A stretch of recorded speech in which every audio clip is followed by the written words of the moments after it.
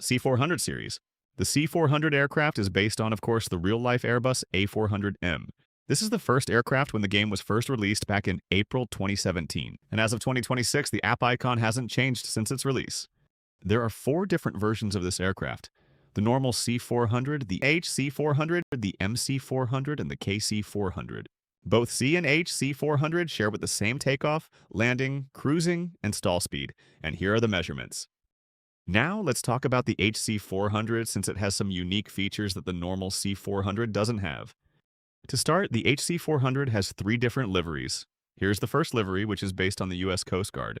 Here is another livery which is based on the Indian Coast Guard, though its fleet is mostly about boats and other watercraft.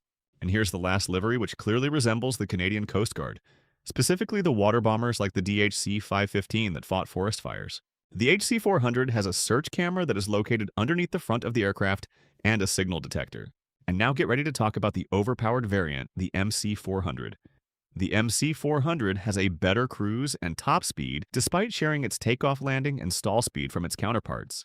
The MC400 and HC400 shared the features, like the search camera, and I forgot to mention the Fulton Skyhook.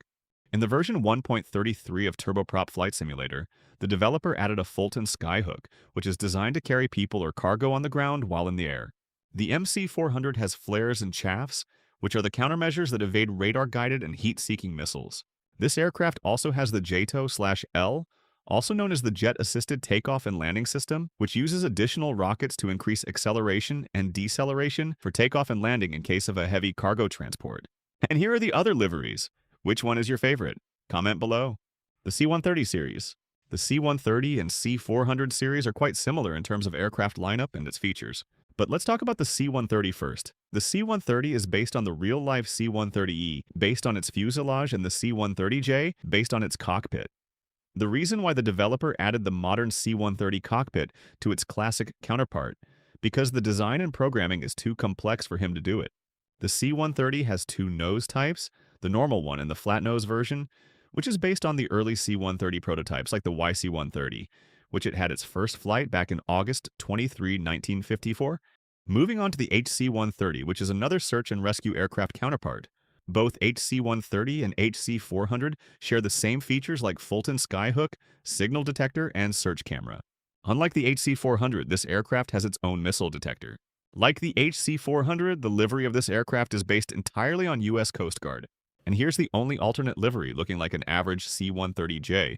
And now let's finally talk about the MC-130. The MC-130 shares its features with MC-400, like flare and chaffs, the JTOW/L rockets, missile detectors, Fulton Skyhook, and search camera.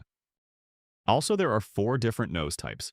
The first one being the normal nose that every C-130 has. Then there is Spec Ops nose, which is based on the MC-130 Hercules Combat Talon II. Then there is Long Nose, which is based YMC-130 Hercules that is used back in 1981, which is old. And finally, the Fulton Nose, which is used for the Skyhook. All of the C-130 variants have the optional underwing fuel tanks and a refueling probe for longer range. Takeoff, landing, and stall speeds are the same for all variants, but they have different minimal takeoff and landing distances and top speeds. But these differences are very minimal as all C-130s are good at short takeoffs and landings. Which C-130 variant do you prefer? The RL series. The RL series are well known for passenger service. There are only 2 variants, the RL-42 and 72. The RL-42 has 44 seats, and it's based on the real-life ATR-42. There are 3 custom liveries. The first livery is similarly based on Air India. The second one is based on Ryanair. And the bird-themed D livery is based on Nok Air. Though this airline used to operate the ATR-72s, now it operates entirely on Boeing 737s, just like Ryanair. This aircraft is surprisingly the fastest airliner in Turboprop Flight Simulator. The RL-72, however, it's entirely the opposite. Not only it's the slowest airliner, but also the slowest aircraft in the game. Luckily, it also has 3 good liveries. The first one is based on Trans-Asia Airways, though I'm not going to talk about its infamous crash that happened back in 2015. Anyways, the second one is based on Vietnam Airlines.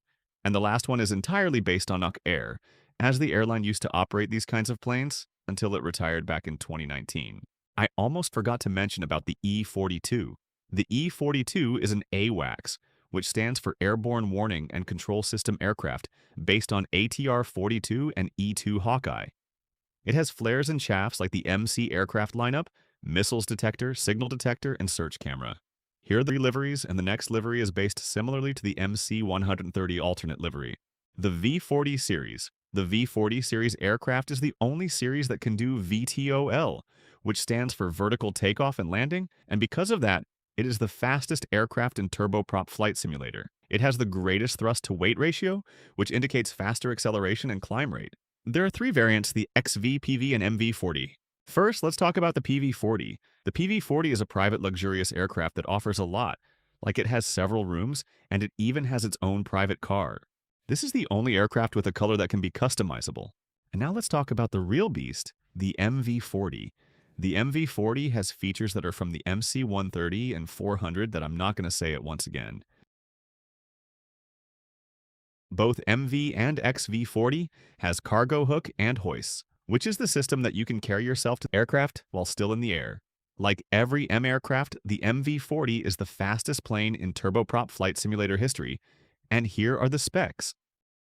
And finally, here are the alternate liveries. The XV40 has its modern look, while the MV40 has its desert camouflage look.